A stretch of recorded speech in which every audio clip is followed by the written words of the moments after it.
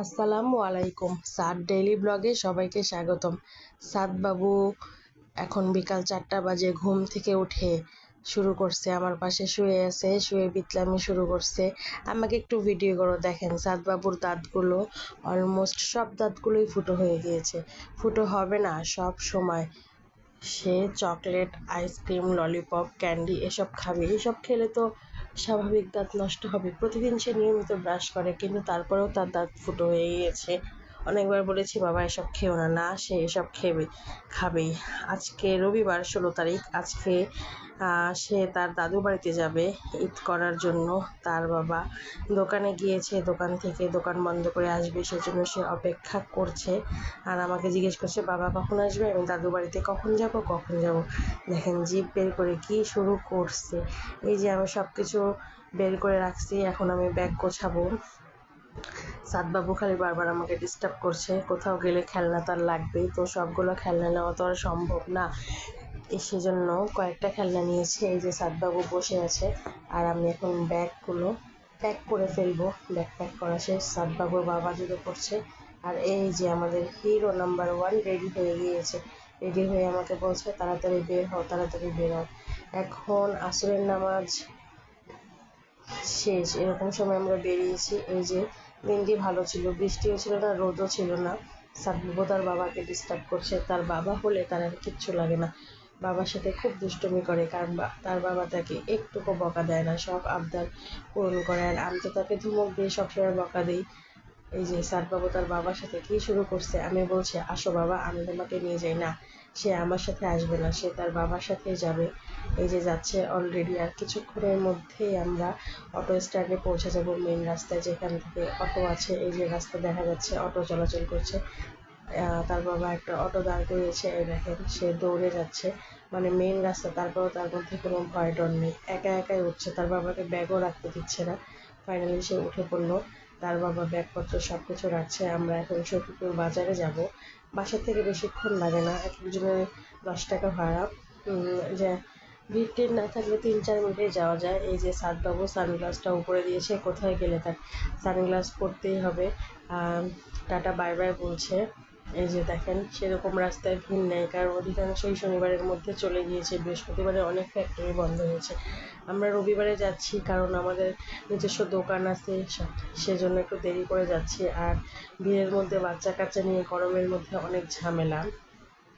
এখন মনে হয় না যে আজকে সেরকম একটা ভিড় হবে, রাস্তা দেখে ফাঁকা ফাঁকাই লাগছে। এই যে এটা একটা ফ্যাক্টরি, মাহমুদ ডেইনিং ফ্যাক্টরি, ওটা পার হলাম। এই যে অলরেডি আমরা শফিপুর বাজারে পৌঁছে গিয়েছি। এখন আরেকটা অটোতে উঠলাম, চন্দ্রা যাব। সাদবাবু এই যে বসে বসে দুষ্টামি করছে, আর এটা ওটা প্রশ্ন করছে, এত প্রশ্ন করে, তার জানার ইচ্ছা খুব, এটা এটা সবসময় সে বলতে থাকে। ফাইনালি আমরা চন্দ্রায় পৌঁছালাম।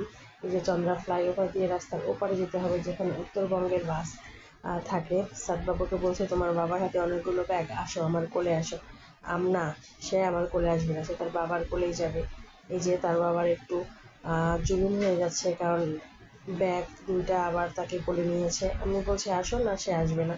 এই যে যাচ্ছি, ফ্লাইওভারটাও মাসাল্লাহ অনেক বড়, অনেক সময় লাগে পার হতে, রাস্তার ওপারে যেতে।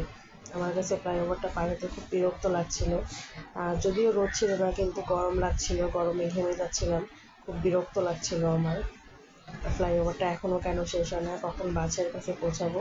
ফাইনালি বাসের কাছে পৌঁছাছি। সেরকম ভিড় নাই, আবার খুব একটা ফাঁকাও নেই, মোটামুটি। এই যে ফুটপাতের মার্কেটগুলো জমজমাট হয়ে গিয়েছে।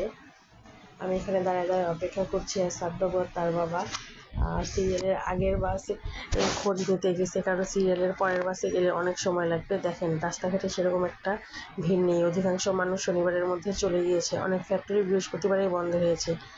আমি অপেক্ষা করছি কখন তারা আসবে, আর এখানে দাঁড়িয়ে দাঁড়িয়ে ভিডিও করছি। ভিউটা ভালোই লাগছিল, দেখেন আবহাওয়াটা ভালোই ছিল, কিন্তু অনেক গরম ছিল।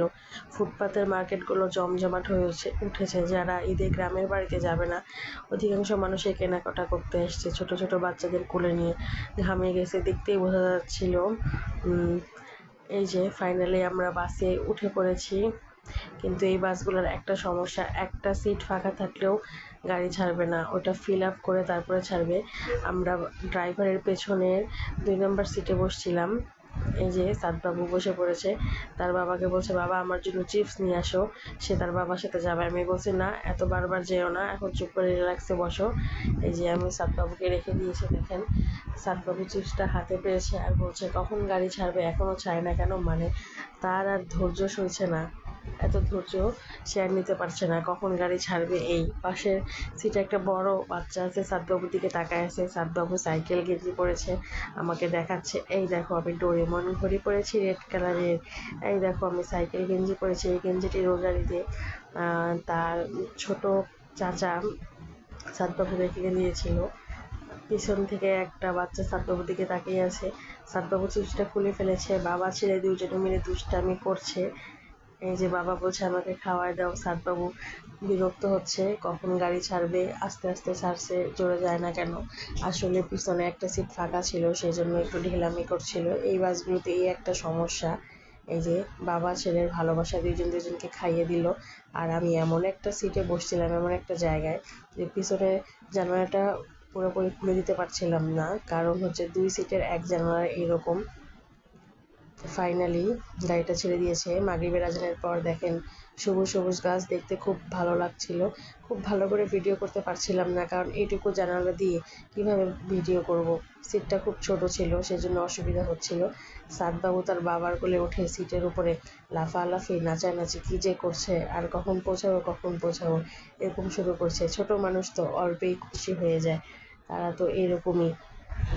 রাস্তার ভিউটা ভালো লাগছিল, এখন আর গরম লাগছে না, যদিও এতক্ষণ গরম লাগছিল, কিন্তু যেহেতু বাস ছেড়ে দিয়েছে এখন জোরে স্পিডে ছাড়ছে। এই যে আমরা এখন টোল প্লাজার কাছে, বঙ্গবন্ধু সেতু টোল প্লাজা। এখানে টাকাটা দিলেই তারপর আবার সেতুর মধ্যে উঠে যাব। এই যে সেতু পূর্ব টোল প্লাজা, দেখেন টাকা দিচ্ছে, 30 সেকেন্ডের মধ্যে ছেড়ে দিবে।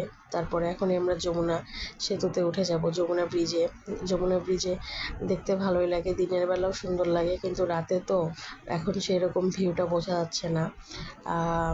জাহাজ নেওয়ার চেষ্টা করছি আমি, এই যে গাছগুলো পার হলে নদী দেখা যাবে, কিন্তু সেরকমভাবে দেখা যাচ্ছে না অন্ধকারের কারণে। আর জানালাটা এত ছোট, আমি ভালো করে ভিডিও করতে পারছিলাম না। এই দেখেন একটু একটু দেখা যাচ্ছে, দেখেন রাস্তায় কোনো ভিড় নেই। আর যমুনা ব্রিজ পার হলেই 2-3 মিনিটের মধ্যে আমরা কড্ডায় নেমে যেতে পারবো। রাস্তায় ভিড় নেই দেখে আরাম করে যাচ্ছে, ভিড় থাকলে জ্যামে বসে থাকা কী যে বিরক্তকর, যারা বসে থাকে তারাই একমাত্র জানে। এবার জ্যাম পাইনি, কারণ ঈদের আগের দিন যাচ্ছি, অন্যান্যবার অনেক জ্যাম পাই। এই যে ড্রাইভারটা সেই স্পিডে চালাচ্ছে, এই দেখেন নদী একটু একটু দেখা যাচ্ছে, জাহাজের ওই যে শেপগুলোতে লাইট জ্বালা আছে। এই যে নদীটা অনেক বড়, ভালোই লাগছিল আলোগুলো দেখতে। আমরা যমুনা ব্রিজটা পার হলে আমাদের আর সময় লাগবে না। সাদবাবু বলছে ওই যে নদী, ওই যে জাহাজ, এগুলো সে বলছে। দেখেন বাসটা সম্পূর্ণ ভরপুর ছিল, সব সিরাজগঞ্জের যাত্রী। সাদবাবু তাকায় তাকায় দেখছে, ভালোই লাগছিল যমুনা ব্রিজে। এই যে কি সুন্দর জাহাজগুলোতে লাইট জ্বালা, সেগুলো হচ্ছে ট্রান্সপোর্টের জাহাজ, কি সুন্দর লাগছে দেখতে না। রাতের বেলাতেও খুব একটা ভালো করে ভিডিও করতে পারিনি, আর আমার বসার সিটটা ভালো ছিল না, সেই জন্য যত্মত করেছি আর কি। এই তো যমুনা সেতু পার হয়ে আমরা এখন কড্ডার মোড়ে চলে এসেছি। এই দেখেন কড্ডা ফ্লাইওভার। এখন আমরা এখানে নামি, এখান থেকে সিএনজি স্টেশনে সিএনজির কাছে যাব। ওই তো 3-4 মিনিটও না, 1-2 মিনিট হাঁটলেই সিএনজি পাওয়া যাবে, জামতৈলের সিএনজি। এখান থেকে এখন আমরা কড্ডা থেকে জামতৈল স্টেশনে যাব। এই যে যাচ্ছে সাদবাবু, আমি পিছিয়ে পড়েছি, সাদবাবু তার বাবার সাথে গিয়েছে। তার বাবা তাড়াতাড়ি গিয়েছে, কারণ পিছনের সিরিয়ালে পড়লে আবার দেরি হয়ে যাবে, আর আগের সিরিয়ালের সিএনজিতে উঠলে তাড়াতাড়ি যেতে পারবো। কড্ডা থেকে জামতৈল খুব সময় লাগে না, খুব তাড়াতাড়ি 8-9 মিনিটের মধ্যে যেতে পারবো, সর্বোচ্চ 10 মিনিট। সাদবাবু সিএনজিতে উঠে পড়েছে, তার বাবা ব্যাগপত্র সব কিছু উঠাইছে, উঠানো শেষ। এই যে বসে পড়লো, আর এই যে আমাদের সাদবাবু এখন সিএনজিতে বসে আছে। সিএনজিওয়ালাকে বলছে পিছনে 3 সিট আমরা নিছি, আর কাউকে দিব না। এখন তিনি একটু অপেক্ষা করছে, সামনে একজন নেবে, এই জন্য এখন সে যাচ্ছে না, কখন একজন পাবে, এটাই এটাই তাদের কাজ। রিজার্ভ নিলেও সামনে একজন নেবেই, অপেক্ষা করছে 1-2জন যদি পায়। তো আমরাও অপেক্ষা করছি যে কখন একজন প্যাসেঞ্জার পাবে তাহলে ছেড়ে দিবে। পাইছে ফাইনালি একটা প্যাসেঞ্জার। এখন সিএনজি আলা একটানে চলে যাবে। খুব সময় লাগে না, 9-10 মিনিটের মধ্যেই জামতলী স্টেশনে পৌঁছায় যাব। এই যে অলরেডি সিএনজিটা আমাদের ছেড়ে দিয়েছে, আর সাদবাবু বসে বসে দেখছে এদিক ওদিক, এটাই তার কাজ। ফাইনালি আমরা দেখেন সড়ক ঘোল, ফাইনালি আমরা জামতলী স্টেশনের এখানে নামলাম। সড়ক ঘোল, এই ঘোলটা আসলে সড়কে পাওয়া যায়, কিন্তু সড়ক থেকে নিয়ে আসে জামতলে বিক্রি করে। এখন বাজে 8:30, দোকান বন্ধ করে দিচ্ছে, আমরাই সর্বশেষ কাস্টমার আসছি। সাদবাবু এখানে এখন বসছে, বলছে যে ঘোল দেন। মামার কাছে ঘোল নেই, অলরেডি সব শেষ হয়ে গেছে, মাত্র 2টা মাঠার বোতল আছে। তো সাদের বাবা বলল ওই 2টাই দেন, একটা তার দাদা বাড়িতে নিয়ে যাবে আর একটা এখানে খাবে। এই যে বের করছে, সব কিছু শেষ হয়ে গেছে, 8:30 বাজে, এখন সে দোকান বন্ধ করবে। আমরা শেষ মুহূর্তে আসছি, দোষ তো আমাদের, তাদের না। আর সব শেষ।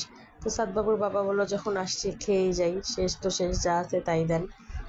মামাটা বের করছে ডিপ ফ্রিজ থেকে।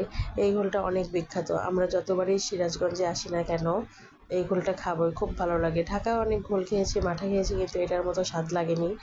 এই যে 2টা মাঠার বোতল সাদবাবু শুরু করেছে, সে তাকে দিতে বলছে। সে প্রথমে দই ভাবছিল, এই জন্য খুব বেশি এক্সাইটেড। এই যে ওয়াও এরকম বলছে। এই প্যাচ তো সে খুলতে পারছে না, তার বাবাকে বলছে বাবা আমাকে তাড়াতাড়ি খুলে দাও, তাড়াতাড়ি খুলে দাও। তার বাবা প্রথমে গ্লাসের জন্য গিয়েছিল, কারণ দোকান তো সব কিছু গোছানো শেষ, তো গ্লাসটা সহজে খুঁজে পাচ্ছিল না। মামাকে বলছিল যে দেন। তো সাদবাবু এইদিকে শুরু করেছে আমাকে বোতল খুলে দাও, বোতল খুলে দাও। তো তার বাবা খুলে দিচ্ছে। এই যে খোলা অলরেডি শেষ, প্যাচটা খোলা হয়ে গিয়েছে। সাদবাবু কীভাবে তাকায় আছে, আমি কখন খাবো। দেখেন বাচ্চারা বোধহয় এমনই হয় না। আহা, খুলছে, ছিটকে গিয়ে সাদবাবুর কপালে একটু পড়েছিল। সাদবাবুকে দিয়ে তার বাবা টিস্যু আনতে গেল। শেষ মুহূর্তে কি আর পাবো, কিছুই খুঁজে পাচ্ছিলাম না। তারপরে একটা পাইলো, একটা কাগজ নিয়ে এসে তার কপালের ঘোলটুকু মুছে দেওয়া হলো। আর আমি বললাম এদিকে আমাকে চিরা মুড়কি দেন, ঘোল দিয়ে খেতে আমার কাছে খুব ভাল লাগে। বড় একটা স্টিলের বাটিতে 1 বাটি দেয়, খেলে একদম পেটটা ভরে যায়। আমি আবার পুরোটা একা একা খেতে পারি না।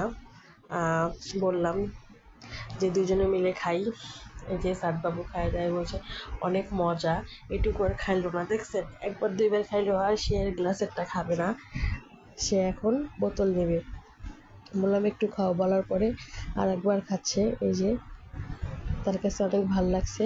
এখন সে ওর বাবাকে সাধছে, বাবা তুমি খাও, আমি গ্লাসে খাবো না, আমি বোতলে খাবো। গ্লাসটা দিয়ে দিল তার বাবাকে, সে বোতল নিচ্ছে। এই যে বোতলে করে খাবে। আসলে বোতলে করে খাইতে আমার ছেলে অনেক বেশি পছন্দ করে, সেটা 7 আপ হোক, পানি হোক, যেটাই হোক না কেন। এই যে খাচ্ছে আর বলছে অনেক মজা। খেয়ে দেয়, মুখের কি অবস্থা করছে। পুরোটা কিন্তু সে খেতে পারবে না, ছোট মানুষ এরকমই। আর মামাকে বলছি মুড়কি নিয়ে আসেন, চিড়া নিয়ে আসেন। এই যে মামা নিয়ে আসতেছে, এইটা আমার কাছে অনেক বেশি ভালো লাগে। দেখেন এই যে মুড়কি আর সামান্য কিছু চিড়া দিয়েছে। এখন সাদবাবুর বাবা ঘোলগুলো ঢেলে দিল, এখন এটা ভরে যাবে। এটা হচ্ছে ফুললে পুরা বাটি ভরে যায়। কিছুক্ষণ নাড়াচাড়া করলেই হচ্ছে চিড়াগুলো সফট হয়ে আসবে, নরম হয়ে আসবে। এই যে তার বাবা নেড়ে চেড়ে দিচ্ছে, দেখেন কতগুলো। আমি বললাম, দেখেই বললাম এতগুলো আমি খেতে পারবো না, তুমি একটু খেয়ে দাও। মিক্সড করছে ভালো করে। সাদবাবুকে খাওয়ার জন্য বললো, সে খাবে না। তার বাবা 1 চামচ খেয়ে আমাকে পুরোটা দিয়ে দিল। আমি তো এতগুলো খেতে পারবো না, আমি একটু খেয়ে তার বাবাকে আবার দিয়ে দিয়েছি। দেখেন দেখতেই কত ভাল লাগছে, আমার কাছে খুব ভাল লাগে ঘোল, চিড়া, মুড়কি একসাথে মিক্সড করে খেতে। তো এখন ফাইনালি খাওয়া শেষ। আর 1 বোতল যেটা আছে, এটা তার বাবা পলিথিনে করে ভরে নিচ্ছে, এটা তার দাদা বাসায় নিয়ে যাবে। আরও নিতে চাইছিলাম কিন্তু শেষ, সেজন্য নিতে পারলাম না। এই যে জামতলী স্টেশন পার হচ্ছি, এখন ওই পারে যায় ভ্যানে উঠতে হবে। সাদবাবুকে আমি নিতে চাইলাম, সে যাবে না, তার বাবার সাথে যাবে। অনেক ভিড়, তার বাবা ভ্যানের ওখানে যাচ্ছে, যে তাদের গ্রামের ভ্যান কোনটা পাওয়া যায় একেবারে, যাতে তাদের বাসার সামনে নামায় দেয়, যাচ্ছে। রাস্তাঘাটে অনেক ভিড় ছিল জামতল বাজারে, কারণ ঈদের আগের দিন সবাই কেনাকাটা বাজারঘাট করতে আসছে। দেখেন কি ভিড়, 8:40 বাজে, তারপরেও অনেক ভিড়, লোকে লোকারণ্য। এই যে আমরা হচ্ছে ভ্যানের কাছে চলে এসেছি। এখন সাদবাবু ভ্যানে উঠছে, সব জিনিসপত্র ওঠানো হচ্ছে। এখন আমি সাদবাবুকে বললাম এবার আমার কাছে আসো, ওই পাশে অনেকগুলো লোক বসেছে। এখন ও বলতেছে আমি দাদু বাড়ি যাচ্ছি, এগুলো বলছে। এখন ভ্যানটা ছেড়ে দিবে।